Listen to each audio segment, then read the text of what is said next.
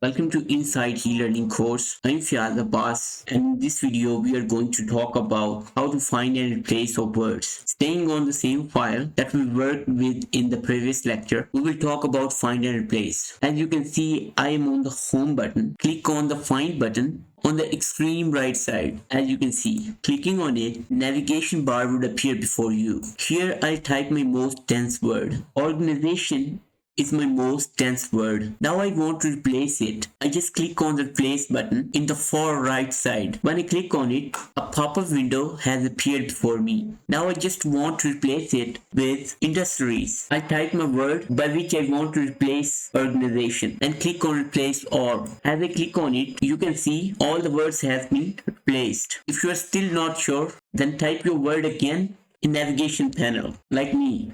All the new words would be highlighted like this. Now I would like you to come back and hit how to find and replace. In the next lecture, we will talk about types of printing. Hope to see you.